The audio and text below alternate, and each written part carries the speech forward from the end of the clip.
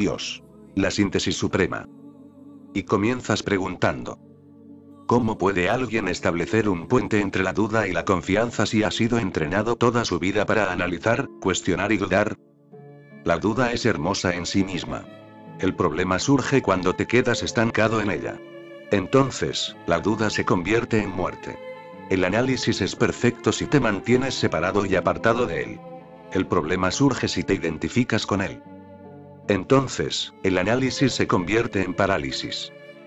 No te sientas desgraciado si sientes que has sido entrenado para analizar, cuestionar y dudar. Duda, analiza, cuestiona, pero permanece separado. Tú no eres la duda, úsala como una metodología, como un método. Si el análisis es un método, entonces la síntesis también es un método. El análisis, en sí, es la mitad. A menos que se complemente con la síntesis, nunca será la totalidad. Y tú no eres ni análisis ni síntesis, eres solo una consciencia trascendental. Preguntar es bueno. Pero una pregunta es, obviamente, solo la mitad. La respuesta será la otra mitad. La duda es buena, pero es solo una parte. La confianza es la otra parte.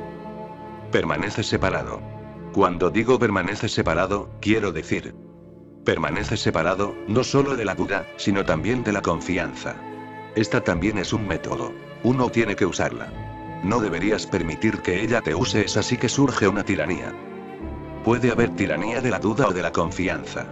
La tiranía de la duda te dejará inválido. Nunca te será posible dar un solo paso, porque la duda estará en todas partes. ¿Cómo puedes hacer algo mientras la duda esté ahí? Te dejará paralizado. ¿Y si la confianza se transforma en una tiranía? Y puede llegar a eso. Para millones se ha transformado en una tiranía. Las iglesias, los templos, las mezquitas, están llenas de aquellos para los cuales la confianza se ha transformado en una tirana. Entonces no te da ojos. Te ciega. Es así que la religión se convierte en una superstición. Si la confianza no es un método y estás identificado con ella, la religión se convierte en superstición y la ciencia en tecnología. Entonces la pureza de la ciencia se pierde y la pureza de la religión también se pierde. Recuerda esto: la duda y la confianza son como dos alas. Usa ambas. Sin embargo, tú no eres ninguna de las dos. Un hombre con discernimiento, un hombre sabio, usará la duda si su búsqueda guarda relación con la materia. Si su búsqueda guarda relación con lo exterior, con el otro, usará la duda como un método. Si su búsqueda se dirige hacia lo interno, hacia sí mismo, entonces usará la confianza. La ciencia y la religión son dos alas. En la India hemos cometido una tontería. Ahora el Occidente está cometiendo otra. En la India, hemos tratado de vivir solo con la confianza. De ahí la pobreza, el hambre, la miseria. El país entero es como una herida, sufriendo continuamente. Y el sufrimiento se ha prolongado tanto que la gente hasta se ha acostumbrado a él, lo han aceptado tan profundamente que han llegado a no sentirlo. Están casi muertos. Van a la deriva, no están vivos. Esto ha sucedido debido a la tiranía de la confianza. ¿Cómo puede un pájaro volar solo con un ala? En Occidente, está ahora ocurriendo otra tiranía. La tiranía de la duda. Funciona perfectamente bien en lo que concierne a la investigación objetiva. Piensas acerca de la materia, la duda es necesaria. Es un método científico. Pero cuando empiezas a entrar hacia lo interno, simplemente no funciona. No encaja. Ahí, la confianza es necesaria. El hombre perfecto es un hombre que mantiene profunda armonía entre la duda y la confianza. Un hombre perfecto te parecerá inconsistente, pero no es inconsistente. Es simplemente armonioso, las contradicciones se disuelven en él. Usa todo. Si tienes dudas, úsalas para la investigación científica. Y observa a los grandes científicos. Cuando llega el momento en que alcanzan la edad de la comprensión y la sabiduría, cuando llega el momento en que el entusiasmo juvenil ya no existe y la sabiduría se instala, siempre tienen una profunda confianza. Eddington, Einstein, Lodge. No estoy hablando de científicos mediocres, estos no son científicos en absoluto, pero todos los grandes pináculos de la ciencia son muy religiosos. Ellos confían porque han conocido la duda, han usado la duda, y han llegado a comprender que ésta tiene sus limitaciones. Es tal como: mis ojos pueden ver y mis oídos pueden oír. Si trato de oír con mis ojos, va a resultar imposible, y si trato de ver por mis oídos, resultará imposible. El ojo tiene sus propias limitaciones, el oído tiene sus propias limitaciones. Son expertos, y todo experto tiene sus limitaciones. El ojo puede ver y es bueno que solo pueda ver, porque si el ojo pudiera hacer muchas cosas, no sería tan eficiente para ver. En el ojo, toda la energía se convierte en vista, y toda la energía del oído se vuelca en la audición. La duda es un experto. Funciona si estás investigando respecto al mundo. Pero si empiezas a preguntarte acerca de Dios a través del mismo método, estarás usando un método equivocado. El método es perfectamente adecuado para el mundo de la ley. Pero no es adecuado para el mundo del amor. Para el mundo del amor, la confianza es necesaria. No hay nada malo en la duda. No te preocupes por eso. Úsala bien, úsala de manera correcta. Si la usas correctamente y bien, llegarás a comprender algo. Llegarás a dudar de la duda misma. Verás. Llegarás a dudar de la duda. Verás dónde funciona y dónde no funciona. Cuando alcanzas esa comprensión, se abre la puerta de la confianza. Si estás entrenado para el análisis, bien. Pero no te quedes preso de él, no permitas que esto se convierta en una esclavitud. Permanece libre para poder sintetizar también, porque si sigues analizando y nunca sintetizas, llegarás a lo más minúsculo, pero nunca alcanzarás lo absoluto. Dios es la síntesis suprema. El átomo, el análisis supremo. La ciencia llega al átomo. Sigue analizando, dividiendo, hasta que finalmente llega a la parte más minúscula, que ya no puede ser dividida. Y la religión llega de Dios. Va añadiendo, sintetizando. Dios es la síntesis suprema. No se le puede añadir nada más. Es ya lo absoluto. Nada existe más allá. La ciencia es atómica. La religión es absoluta. Usa ambas. Siempre estoy a favor de que uses todo lo que tienes. Incluso si tienes algún veneno, diré, guárdalo, no lo tires. En alguna circunstancia puede servir de medicina, depende de ti. Puedes suicidarte con el mismo veneno, y con el mismo veneno puedes ser salvado de la muerte. El veneno es el mismo. El uso adecuado produce la diferencia. Todo depende del uso adecuado. Por lo tanto, cuando vayas al laboratorio, utiliza la duda. Cuando vengas al templo, utiliza la confianza. Permanece flexible y libre, de modo que cuando vayas del laboratorio al templo, no te lleves el laboratorio contigo. Entonces, podrás entrar en el templo totalmente libre del laboratorio. Puedes orar, danzar, cantar. Y cuando vuelvas al laboratorio, deja atrás el templo, porque bailar en el laboratorio será muy absurdo. Puedes destruir cosas. No será apropiado que lleves al templo la cara seria que usas en el laboratorio. Un templo es una celebración. Un laboratorio es una investigación. La investigación tiene que ser seria. La celebración es un juego.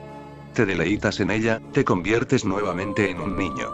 Un templo es un sitio para convertirse en niño nuevamente, una y otra vez, de modo que nunca pierdas contacto con tu fuente original. En el laboratorio, eres un adulto. En el templo, eres un niño. Y Jesús dice, el reino de Dios es para aquellos que son como niños. Recuerda siempre no negar nada de lo que Dios te ha dado, ni siquiera la duda. Debe ser Él quien te la ha dado, y debe haber una razón detrás, porque nada será sin motivo. Debe haber un uso destinado para ella. No deseches ninguna piedra, porque muchas veces ha sucedido que la piedra que fue desechada por los constructores llegó a ser, finalmente, la piedra angular del edificio. La Biblia emplea la palabra arrepentíos. A veces, tú la traduces como retorno, otras como responde y otras veces la dejas como arrepiéntete. Cambias el significado según tu necesidad.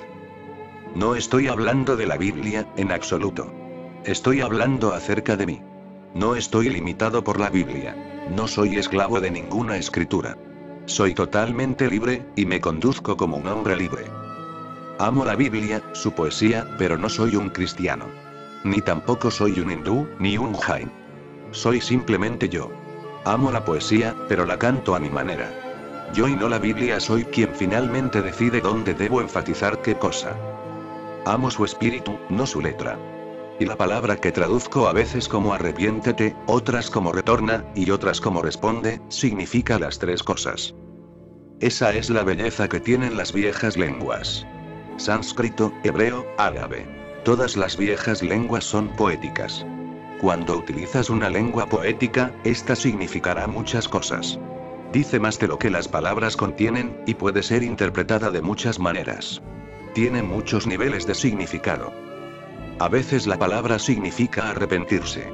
Cuando estoy hablando acerca del pecado y uso la palabra arrepentirse, quiere decir arrepentirse. Cuando digo que Dios te está llamando, la palabra arrepentirse significa responde, significa responsabilidad. Dios ha preguntado, tú respondes. Y cuando digo que el reino está a tu alcance, la palabra significa retorna. Los tres significados están ahí. La palabra no tiene una dimensión. Tiene tres dimensiones. Todas las viejas lenguas son tridimensionales. Las lenguas modernas son unidimensionales, porque nuestro énfasis no está en la poesía, sino en la prosa. Nuestro énfasis no está en los significados múltiples, sino en la exactitud. La palabra debe ser exacta. Debiera significar solo una cosa, para que no haya confusión. Y eso es bueno. Si estás escribiendo respecto a la ciencia, el lenguaje tiene que ser exacto. De lo contrario, la confusión es posible. Sucedió en la Segunda Guerra Mundial. El general americano escribió una carta al emperador del Japón antes de Hiroshima y Nagasaki. La carta estaba en inglés. Fue entonces traducida al japonés, que es más poético, más florido y una palabra quiere decir muchas cosas. Cierta palabra fue traducida de cierta manera. También podía haberse traducido de otra manera. Dependía del traductor. Ahora han estado investigando el asunto, y han llegado a la conclusión de que si hubiesen optado por traducirla mediante la otra alternativa posible, no habría habido Hiroshima ni Nagasaki. El general americano quiso decir otra cosa. Pero, tal como fue traducido, parecía un insulto. El emperador del Japón simplemente se negó a responder. Era demasiado insultante.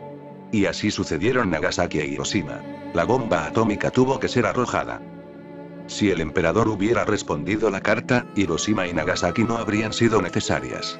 Solo una palabra traducida de manera diferente y 100.000 personas murieron en unos minutos, en unos segundos. Muy costoso. Solo por una palabra. Las palabras pueden ser peligrosas. En política, en ciencia, en economía, en historia, las palabras debieran ser lineales, unidimensionales. Pero si todo el lenguaje se vuelve unidimensional, la religión se resentirá mucho, la poesía se resentirá mucho, el romance se resentirá mucho. En poesía, la palabra debiera ser multidimensional, debiera significar muchas cosas, de modo que la poesía tenga profundidad y pueda seguir y seguir y seguir. Esa es la belleza de los viejos libros. Puedes leer el Gita todos los días, puedes leer los Evangelios todos los días, y cada vez puedes encontrarte con un significado nuevo y fresco. Puede que hayas leído el mismo párrafo 1000 veces, y nunca antes se te había ocurrido que este podía ser el significado. Pero esta mañana ocurrió, estabas en un estado de ánimo diferente. Estabas contento, fluido. Surgió un nuevo significado. En otra ocasión, no estás tan contento ni tan fluido, y el significado cambia. El sentido cambia dependiendo de ti, según tu estado de ánimo y clima. Llevas un clima interno que varía constantemente, tal como el clima externo. ¿Lo has observado? A veces estás triste y miras a la luna y la luna parece triste, muy triste. Estás triste, y una fragancia te llega desde el jardín, y parece muy triste. Miras las flores. Más que hacerte feliz, te ponen melancólico. Y entonces, en otro momento, estás feliz, vivo, fluido, sonriente. La misma fragancia llega y te rodea, baila a tu alrededor y te hace tremendamente feliz. La misma flor, y cuando la ves abrirse, algo también se abre en ti. La misma luna, y no puedes creer cuánto silencio y cuánta belleza desciende sobre ti. Hay una profunda participación. Se transforman en compañeros en un profundo misterio. Pero depende de ti. La luna es la misma, la flor es la misma. Depende de ti. Las viejas lenguas son muy fluidas. En sánscrito hay palabras, una palabra puede tener 12 significados. Puedes jugar con ella. Y te revelará muchas cosas. Cambiará junto contigo, siempre se ajustará a ti. Es por ese motivo que las grandes obras de la literatura clásica son eternas. Nunca se agotan. Pero el periódico de hoy no tendrá valor mañana, porque su significado no tiene vitalidad. Simplemente, dice lo que dice. No hay nada más en él. Parecerás un tonto si lo lees mañana. Es prosa común. Te da información, pero no tiene profundidad, es plana. 2000 años han pasado desde que habló Jesús, y sus palabras están tan vivas y frescas como nunca. Nunca van a envejecer. No envejecen, permanecen frescas y jóvenes. ¿Cuál es su secreto? El secreto consiste en que significan tantas cosas que siempre puedes encontrar una nueva puerta en ellas. No es un departamento de un solo cuarto. Jesús dice: la casa de mi Dios tiene muchas mansiones. Hay muchas puertas, y siempre hay nuevos tesoros por ser revelados, por ser descubiertos. Nunca te encuentras de nuevo con el mismo paisaje. Tiene una cierta infinidad. Por eso, siempre estoy cambiando. Sí, cambio el significado cuando quiero. Pero esa es la forma en que el mismo Jesús lo ha hecho. Es mucho lo que se ha perdido al traducir la Biblia del hebreo al inglés. Al traducir el Gita a las lenguas modernas, es mucho lo que se ha perdido. Al traducir el Corán, toda la belleza se ha perdido, porque el Corán es poesía. Es algo que deberías cantar, es algo con lo cual deberías bailar. No es prosa. La prosa no es el estilo de la religión. La poesía lo es. Recuerda esto siempre, y no te limites. Jesús es vasto, y la Biblia inglesa es muy pequeña. Puedo entender lo reacios que son algunos viejos autores respecto a que sus libros se traduzcan. Esto tiene una profunda significación. Puedes traducir prosa. No hay problema. Puede que resulte difícil traducir a cualquier lengua un libro sobre la teoría de la relatividad, pero la dificultad no es la misma que existe con la Biblia, el Gita o el Corán. Puede ser traducido, nada se perderá. No tiene poesía. Pero cuando traduces poesía, es mucho lo que se pierde, porque cada lengua tiene su propio ritmo, cada lengua tiene sus propias formas de expresión. Cada lengua tiene su propio compás y música. No puede ser traducida a otra lengua. Se perderá esa música, se perderá ese ritmo. Tendrás que reemplazarlas por otro ritmo y otra música. Por lo tanto, es posible. La poesía corriente se puede traducir. Pero cuando la poesía es realmente extraordinaria, de otro mundo, cuanto más grande y profunda es, más difícil resulta, casi imposible. Yo trato a Jesús como a un poeta. Y lo es. Van Gogh ha dicho respecto a él que es el artista más grandioso que haya pisado la tierra. Y lo es. Habla con parábolas y con poesía, y quiere decir muchas más cosas de lo que sus palabras pueden expresar. Permíteme que te transmita la sensación de esa infinidad de significados. La poesía no es tan clara, no puede serlo. Es un misterio. Es muy temprano por la mañana. Por todas partes ves una bruma fresca, acaba de nacer. Pero hay nubes, no puedes ver muy lejos. No hay necesidad. La poesía no es para lo lejano. Te da una percepción para mirar lo cercano, lo próximo y lo íntimo. La ciencia investiga e investiga a lo lejano. La poesía sigue revelando, de una nueva manera, lo íntimo, lo cercano, aquello que siempre has conocido, aquello que es familiar. El mismo sendero que has estado pisando toda tu vida. La poesía revela el mismo sendero pero con un nuevo matiz, un nuevo color, una nueva luz. Eres repentinamente transportado a un nuevo plano. Trato a Jesús como a un poeta. Y esto ha sido muy malinterpretado. La gente le sigue tratando como a un científico. Están locos si le tratan como a un científico. Entonces parecerá absurdo. Todo el asunto parecerá milagroso. Si en esas condiciones quieres creer en él, tienes que ser muy supersticioso. O tienes que deshacerte de él completamente. El bebé junto con el agua del baño. Él es tan absurdo. Puedes creer en él, pero tienes que creer muy ciegamente. Esa creencia no puede ser natural, espontánea. Tienes que forzarla. Tienes que creer por creer, y tienes que forzarte a ti mismo. O bien, tienes que alejarte completamente. Ambas actitudes son erróneas. Debieras amar a Jesús, no creer en él. No hay necesidad de pensar en pro o en contra de él. ¿Has observado? Nunca piensas en pro o en contra de Shakespeare. ¿Por qué? Nunca piensas en pro o en contra de Kalidas. ¿Por qué? Nunca piensas en pro o en contra de Rabindranath. ¿Por qué? Porque sabes que son poetas. Disfrutas con ellos, no estás ni en pro ni en contra. Pero con Jesús, Krishna, Buda, piensas en pro o en contra, porque crees que están polemizando. Déjame decirte esto. No están argumentando. No tienen tesis que probar, no tienen dogma. Son grandes poetas. Más grandes que Rabindranath, más grandes que Shakespeare, más grandes que Kalidas, porque lo que les ha ocurrido a Rabindranath, Kalidas y Shakespeare es solo un vislumbre. Lo que les ha pasado a Jesús, a Krishna, a Buda, es una comprensión. Lo que para un poeta es un vislumbre, para un místico es una realidad. Ellos han visto. No solo visto, han tocado. No solo tocado, han vivido. Es una experiencia vivida. Siempre considéralos como grandes artistas. Un pintor simplemente pinta un cuadro. Un poeta simplemente escribe un poema, un Jesús crea un ser humano. Un poeta cambia un lienzo. Era llano, corriente, pero su toque lo hace precioso. Pero, ¿no puedes acaso ver que Jesús toca a gente muy corriente? Un pescador, Simón llamado Pedro, él le toca, y por su mero contacto este hombre es transformado en un gran apóstol, un gran ser humano. Surge una cima, se abre una profundidad. Este hombre ya no es corriente. Era solo un pescador que arrojaba su red al mar. Y hubiera hecho esto toda su vida, quizás por muchas vidas, y nunca hubiera pensado, imaginado, soñado, lo que Jesús transformó en realidad. En la India, tenemos un mito acerca de una piedra llamada paras. La piedra paras es alquímica. Tocas hierro con la paras y se convierte en oro. Jesús es un paras. Toca metal corriente, e inmediatamente el metal es transformado. Se convierte en oro. Transforma seres humanos corrientes en deidades, y no ves el arte en ello. No es posible concebir arte más grande. Para mí, los evangelios son poéticos. Si hablo de nuevo acerca del mismo evangelio, no diré lo mismo, recuerda. No sé en qué estado de ánimo, en qué clima, estaré entonces. No sé por qué puerta entraré entonces. Y la casa de mi Dios tiene muchas mansiones. No es finita.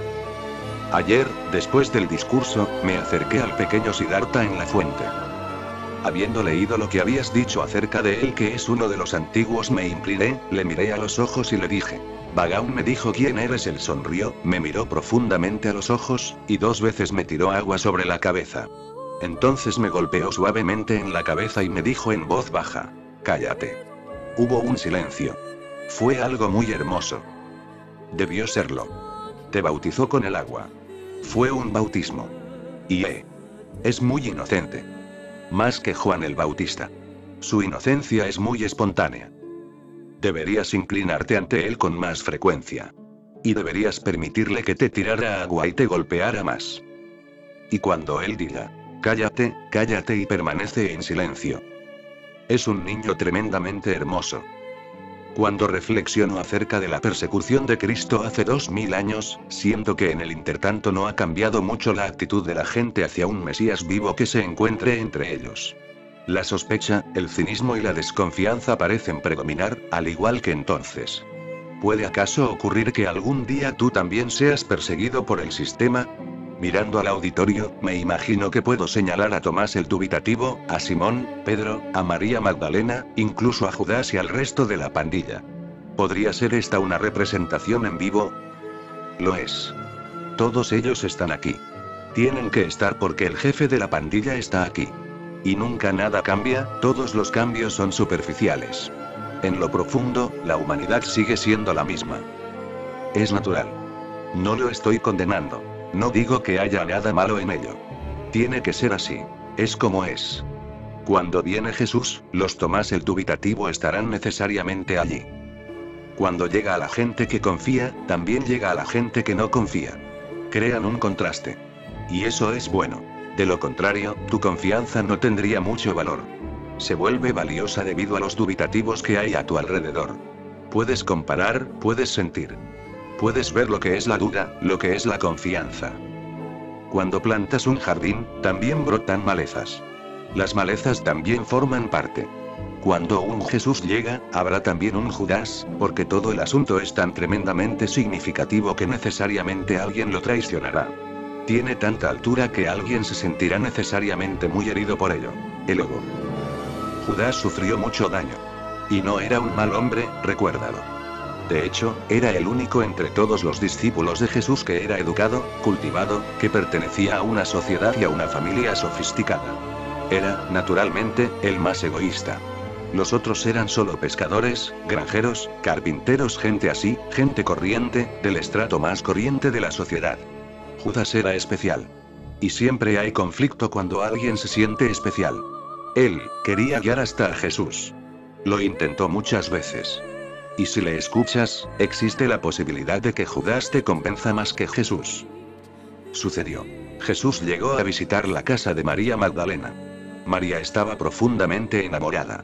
Derramó un perfume precioso, muy precioso, en sus pies toda la botella. Era un perfume muy escaso. Se podría haber vendido. Judas objetó de inmediato. Dijo: deberías prohibir a la gente que hiciera tales tonterías.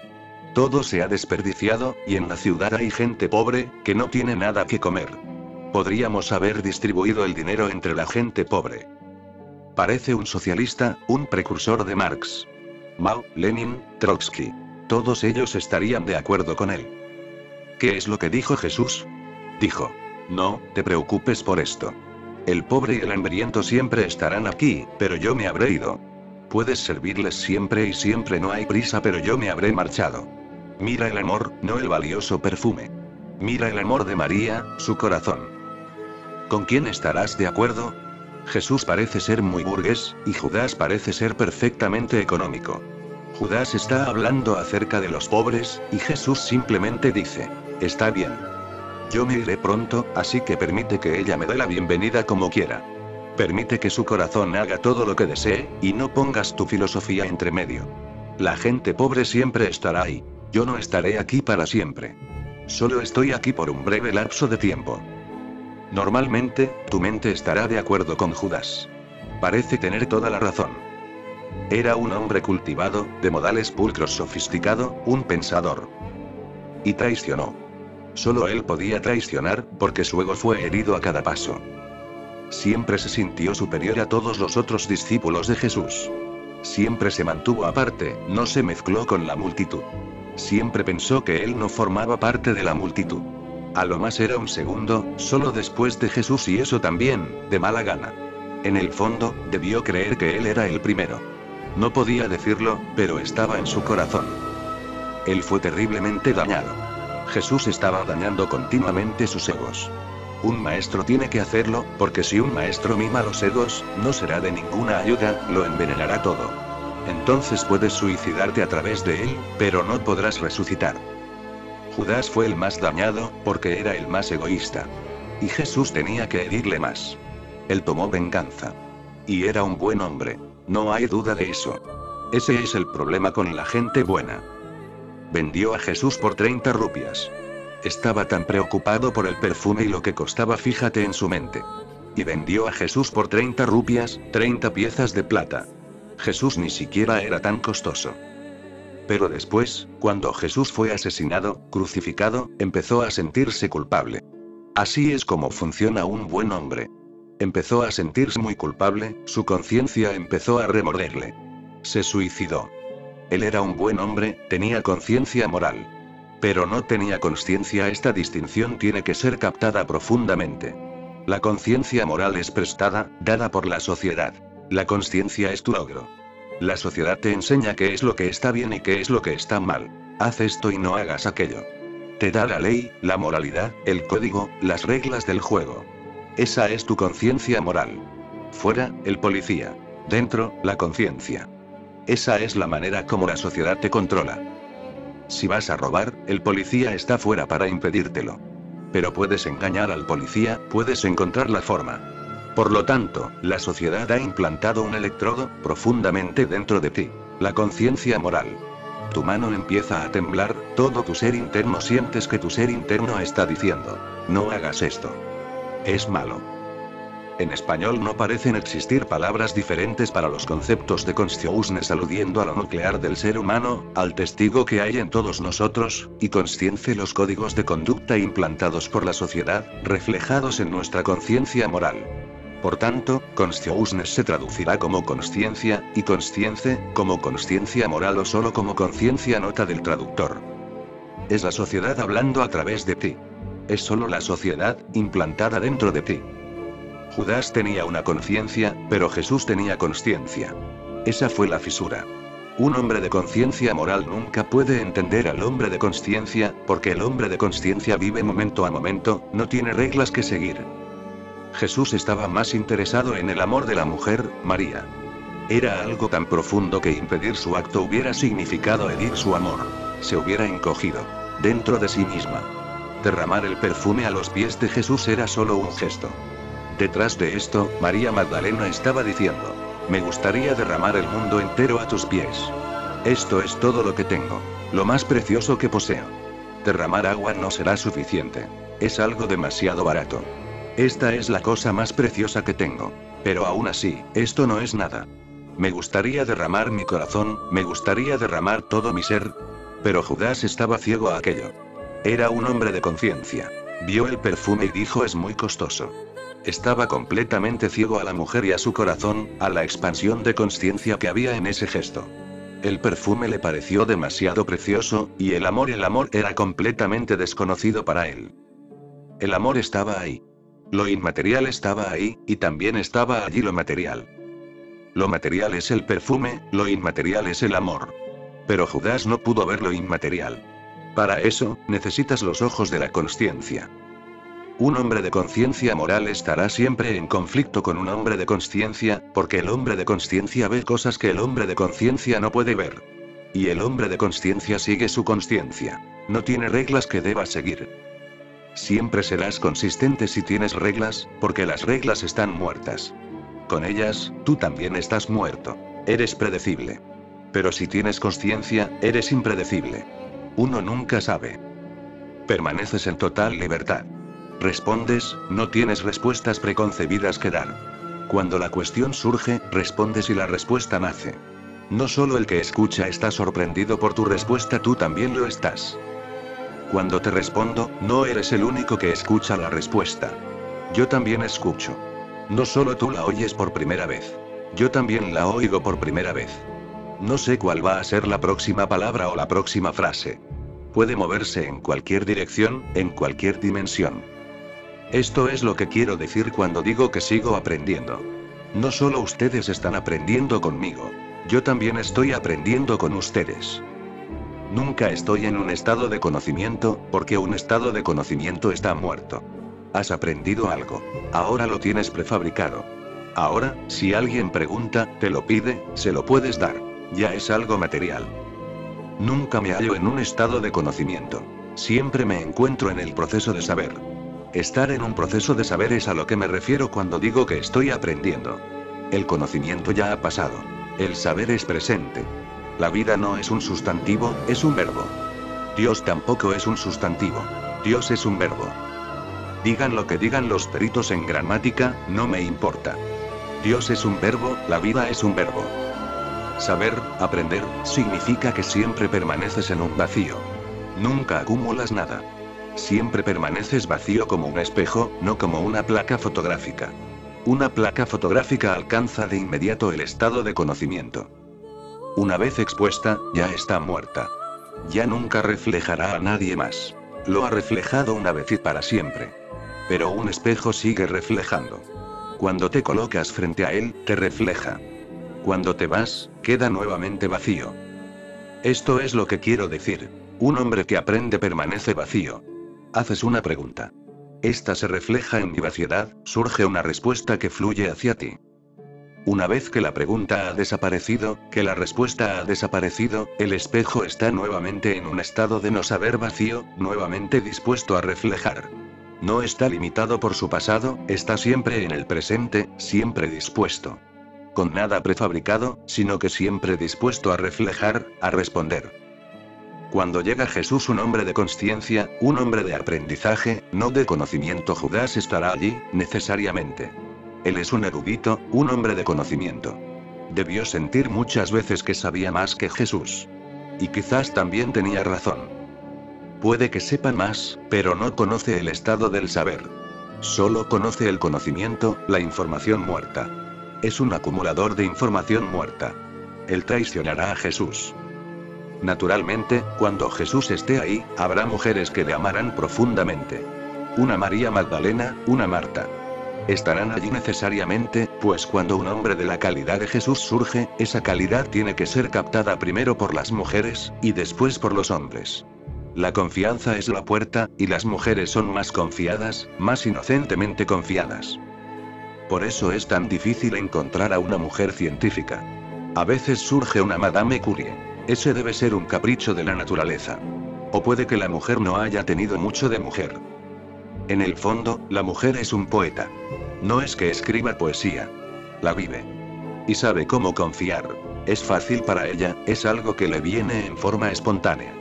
De hecho, para una mujer la duda constituye un entrenamiento difícil. Tendrá que aprenderla de un hombre, tal como tendrá que aprender la ciencia. De un hombre. Ella es ilógica, irracional. Estas no son buenas cualidades en lo que concierne al mundo. En el mundo, eres descalificado por ellas, pero en lo que concierne al reino de Dios interno, son los requisitos. El hombre no puede tener ambos mundos. A lo más, puede tener uno en donde funciona en forma óptima, el mundo exterior. Lo puede tener, pero entonces tendrá que perder el otro. En este no estará en la cima. Tendrá que seguir a las mujeres. ¿Has visto la crucifixión de Jesús? Ningún discípulo varón estaba cerca de él, solo mujeres, porque los discípulos varones empezaron a dudar. Este hombre curó enfermedades, este hombre revivió a los muertos, y ahora no se puede salvar a sí mismo. Entonces, ¿qué sentido tiene creer en él y confiar en él? Estaban esperando un milagro. Estaban escondidos entre la multitud esperando un milagro, que ocurriera algo milagroso. Entonces creerían. Necesitaban una prueba, y la prueba nunca llegó. Simplemente, Jesús murió como un hombre corriente. Pero las mujeres no estaban esperando ninguna prueba. Jesús era prueba suficiente, no era necesario ningún milagro. Él era el milagro. Ellas pudieron ver el milagro que ocurrió en ese momento. Que Jesús muriera con tan profundo amor y compasión. Hasta para sus asesinos tenía una oración en su corazón. Sus últimas palabras fueron: Dios, perdónales, porque no saben lo que hacen. El milagro había ocurrido, pero nunca ocurrió para el ojo masculino. Las mujeres que estaban cerca lo entendieron de inmediato. Ellas confiaron en este hombre, y el corazón más interno de este hombre se abrió para ellas. Entendieron que el milagro había ocurrido. Este hombre había sido crucificado y estaba muriendo con amor. Lo más imposible estaba ocurriendo: morir en la cruz con una oración para aquellos que te están matando. Pero esto era amor. Solo la mente femenina puede entenderlo. Estaban cerca de él. Cuando al tercer día Jesús revivió, resucitó, trató de acercarse a sus discípulos varones. No le pudieron ver, porque para ellos, el hecho de que estaba muerto ya estaba establecido, y solo ves las cosas que esperas ver. Si no esperas algo, no lo ves. Tus ojos seleccionan mucho. Si estás esperando a un amigo, podrás verle hasta en una multitud. Pero si no le estás esperando, si le has olvidado completamente, estarás por un momento desconcertado cuando llegue y llame a tu puerta. ¿Quién es esta persona? Habían establecido el hecho de que Jesús estaba muerto. Por lo tanto, cuando Jesús se cruzó en su camino, no pudieron reconocerle, no pudieron verle. Hasta se ha dicho que caminó varias millas con 2 discípulos mientras ellos hablaban de la muerte de Jesús. Su muerte les hacía sentir muy desgraciados. Y Jesús estaba caminando con ellos, estaban hablando con él. Pero no pudieron reconocerle. Solo el amor puede reconocer, incluso después de la muerte, porque el amor reconoció cuando estuviste vivo. Para el amor, la vida y la muerte son irrelevantes. Jesús fue primero reconocido por María Magdalena, una prostituta. Ella fue corriendo a ver a los discípulos varones, que se encontraban en gran conferencia. ¿Qué hacer? ¿Cómo extender el mensaje al mundo entero? ¿Cómo crear la iglesia? Mientras ellos planeaban el futuro, ella llegó corriendo y dijo: ¿Qué están haciendo? Jesús está vivo. Ellos se rieron. Le dijeron: Mujer loca, has debido imaginártelo. La mente masculina siempre piensa que esas cosas son imaginaciones. Empezaron a hablarse unos a otros. Esta pobre mujer, María Magdalena, se ha vuelto loca. La crucifixión de Jesús ha sido tal conmoción para ella. Sintieron lástima por ella. Ella insistió: No sientan pena por mí. Jesús ha resucitado. Ellos se rieron y dijeron: Lo entendemos. Necesitas descanso, estás demasiado conmovida por su muerte. Es tu imaginación. Siempre ha habido gran cantidad de mujeres en torno a Buda, Krishna, Jesús, Mahavir. Fueron las primeras en llegar, fueron los primeros discípulos. Es natural. Por lo tanto, no te sorprendas. 2000 o 2 millones de años, la mente humana siempre seguirá siendo la misma. La humanidad entera sigue siendo la misma. La revolución es individual. Puedes ser transformado como individuo. Entonces, trasciendes la multitud. Pero no te preocupes de estas cosas. Esta pregunta es de Chaitanya Sagar. Siempre está preocupado por cosas de este tipo. Nunca le contesto, pero siempre está preocupado. preocupado por los demás, preocupado por el mundo, preocupado por la organización, preocupado por el ashram, preocupado por mis discípulos, preocupado por mí, nunca preocupado por sí mismo. Todas estas preocupaciones no ayudan. El tiempo es corto, la vida es muy corta. Úsala. Solo la otra noche estaba leyendo una obra de Samuel Beckett. Un pequeño libro, el más pequeño que puedas imaginar, una obra breve. El nombre de la obra es Aliento. La duración de toda la obra es solo de 30 segundos, 30 segundos. No hay ningún actor en ella, no hay diálogo. Solo un escenario. Sube el telón. Muchas cosas están por el suelo. Cachivaches como si alguien hubiera salido con mucha prisa de la casa. Todo tipo de cosas se hallan revueltas, sin orden. Solo un desorden, cachivaches. Y desde atrás, se oye un suspiro de un niño pequeño, recién nacido. Entonces, después de 30 segundos, el jadeo de un anciano al morir. Eso es todo. Pero esto es todo lo que la vida es. 30 segundos. Un suspiro y un jadeo. El primer esfuerzo para inhalar y el último esfuerzo para cerrarse al aliento, y todo se acaba. La vida es corta. Ni siquiera dura 30 segundos. Úsala. Úsala como una oportunidad para crecer, úsala como una oportunidad para ser, y no te preocupes de otras cosas. El resto es porquería. Solo esto es verdad. El suspiro y el jadeo, y todo lo demás es solo porquería. Olvídate de ello. ¿Qué tienes tú que ver con eso? No deberías preocuparte de que el mundo haya o no cambiado. El mundo es el mismo, tiene que ser el mismo. Solo tú puedes ser diferente. El mundo nunca será diferente. Cuando te vuelves alerta, consciente, trasciendes el mundo. ¿Qué es lo que realmente quiere decir Cristo cuando dice, ven, sígueme? Exactamente lo que dice, ven, sígueme. Para seguir a Jesús, son necesarias una profunda confianza, entrega y amor. Sin embargo, lo que predomina hoy en día en todo el mundo es un profundo escepticismo. ¿Qué hacer? Esto es de Swami Yoga Chinmaya. Piensa en ti mismo. ¿Hay profundo escepticismo dentro de ti? Esa es la pregunta que hay que formular. En todo el mundo predomina un profundo escepticismo. ¿Quién eres tú para preocuparte por todo el mundo? Esta es una manera de rehuir el problema real. El escepticismo está en lo profundo de ti, en tu interior. El gusanillo de la duda está ahí en tu corazón, pero lo proyectas. Lo ves en la pantalla del mundo entero. El mundo es escéptico. ¿Cuál es la salida? Ahora estás trasladando el problema. Mira dentro de ti mismo. Si hay duda, entonces descúbrela. Así podrás hacer algo. El mundo no te escuchará, y no es necesario que lo haga, pues si están felices con su escepticismo, tienen derecho a estar felices con su escepticismo. ¿Quién eres tú? Nunca trates de pensar como un misionero. Estos son la gente más peligrosa. Siempre quieren salvar al mundo. Y si el mundo no quiere ser salvado, aún así lo intentan.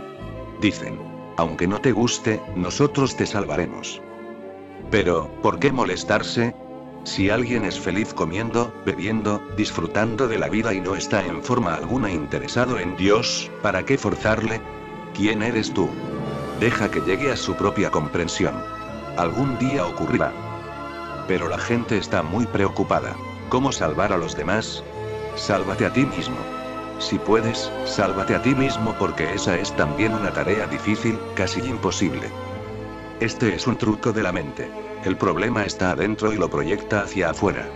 Entonces, dejas de preocuparte por ello, no te preocupas de tu propia angustia. Así, te interesas por el mundo entero, y de esta manera puedes postergar tu propia transformación. Insisto una y otra vez en que deberías interesarte por ti mismo. No estoy aquí para entrenar misioneros. Los misioneros son la gente más dañina. Nunca seas un misionero. Es un trabajo muy sucio. No trates de cambiar a nadie. Solo cámbiate a ti mismo. Y sucede. Cuando tú cambias, muchos vienen a compartir tu luz contigo. Comparte, pero no trates de salvar. Muchos se salvarán de esta manera. Si tratas de salvarlos, puede que les hundas antes de lo que se hubiesen hundido ellos por sí solos. No trates de imponer a Dios sobre nadie. Si dudan, está perfectamente bien. Si Dios les permite que duden, debe haber alguna razón en ello. Lo necesitan. Ese es su entrenamiento. Todo el mundo tiene que pasar por eso. El mundo siempre ha sido escéptico. ¿Cuánta gente estuvo cerca de Buda? No todo el mundo. ¿Cuánta gente estuvo cerca de Jesús? No todo el mundo, solo una pequeña minoría. Puedes contarles con los dedos. Estas cosas nunca le importaron a todo el mundo. Y nadie tiene autoridad para forzar nada sobre nadie. Ni siquiera sobre tu propio hijo. Ni siquiera sobre tu propia esposa. Guarda para ti mismo lo que tú crees que es la meta de tu vida. Nunca la fuerces sobre nadie. Eso es violencia, violencia absoluta. Si quieres meditar, medita. Pero esto es un problema. Si el marido quiere meditar, trata de forzar a su esposa también. Si la esposa no quiere meditar, ella fuerza al marido a no hacerlo. ¿No pueden acaso dejar a la gente con sus propias almas? ¿No les pueden permitir que sigan su propio camino? Esto es lo que yo llamo actitud religiosa. Permitir la libertad. Un hombre religioso siempre dejará en libertad a los demás. Aunque quieras ser un ateo, un creyente te lo va a permitir. Ese es tu camino, perfectamente adecuado para ti. Atraviesas ese camino. Todos los que han llegado a Dios han llegado a través del ateísmo. El desierto del ateísmo debe ser cruzado. Forma parte del crecimiento. El mundo siempre permanecerá escéptico, en la duda. Solo unos pocos llegan a confiar. Date prisa, para que tú puedas llegar a confiar. ¿Por qué siempre nos dices que seamos felices, si antes de iluminarse uno debe alcanzar una cima de dolor y angustia? Si no les digo que sean felices, nunca alcanzarán la cima del dolor y la angustia. Sigo diciendo que sean felices, y cuanto más digo, sean felices, más conscientes se vuelven de su infelicidad. Cuanto más me escuchen, más angustia verán surgir. Esa es la única manera de hacerles infelices, forzarles constantemente. Sean felices. No pueden serlo. Por lo tanto, sienten la infelicidad a su alrededor. Incluso lo que solían creer que era felicidad. Eso desaparece, y se sienten absolutamente desesperados. Hasta la felicidad momentánea desaparece, y el desierto llega a ser total. Todas las esperanzas y todos los oasis desaparecen. Pero ahí es donde el salto ocurre. Cuando eres realmente infeliz, totalmente infeliz, sin siquiera un rayo de esperanza, de pronto tiras por la borda toda la infelicidad. ¿Por qué? ¿Por qué sucede esto? Sucede porque la infelicidad no se aferra a ti. Tú te aferras a la infelicidad. Una vez que sientes su angustia en forma total, la tiras. No hay nadie más que la lleve por ti. Pero nunca la has sentido tan intensamente. Siempre te has mantenido a medio camino.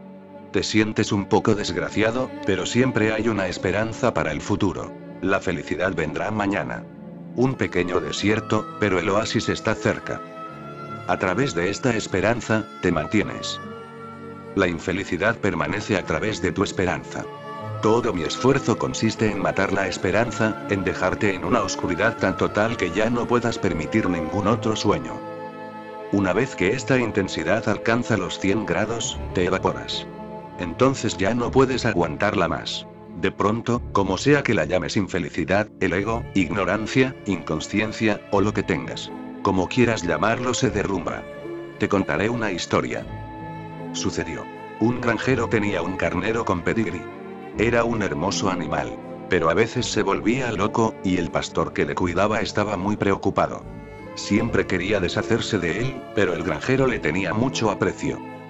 Un día llegó a ser demasiado para el pastor, y entonces dijo: ahora elija, o el carnero o yo.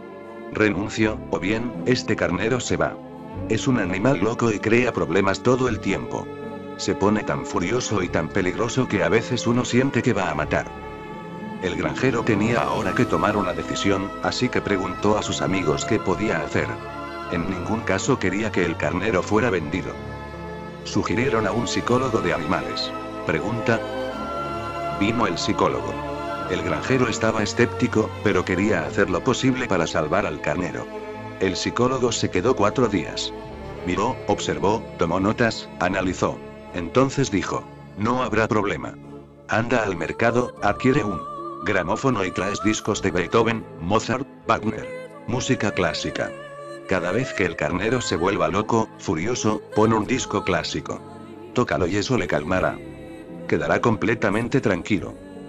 El granjero no podía creer que todo pudiera arreglarse así. Pero había que probar, así que lo hizo. Resultó. El carnero se silenciaba y tranquilizaba de inmediato. Durante un año no hubo problemas. Un día, el pastor llegó de pronto corriendo, y dijo: algo ha ido mal, no sé qué. El carnero se ha matado. Como de costumbre, viendo que se ponía furioso de nuevo, le puse un disco. Pero se puso aún peor. Entonces se volvió totalmente loco y simplemente embistió contra la pared. Se rompió el cuello, murió. El granjero fue allí. El carnero yacía muerto cerca de la pared. Entonces miró al gramófono para ver qué disco era el que estaba puesto. Había habido una terrible equivocación. No era un disco de música clásica, sino uno de Frank Sinatra, cantando: nunca habrá otro como tú. Eso produjo el problema. Nunca habrá otro como tú. El ego es el que causa toda locura, infelicidad, sufrimiento. Esa va a ser la causa de tu muerte, eso va a ser lo que te romperá el cuello. Puedes soportarlo si no le das toda su intensidad. Todo mi esfuerzo está en llevarte a una cima en donde no puedas aguantarlo. O lo tiras o te tiras a ti mismo. Y siempre que surge esa elección que tienes que tirar tu sufrimiento o tirarte a ti mismo, tirarás el sufrimiento. Y con el sufrimiento, el ego, la ignorancia, la inconsciencia, todas ellas desaparecen. Son diferentes nombres del mismo fenómeno.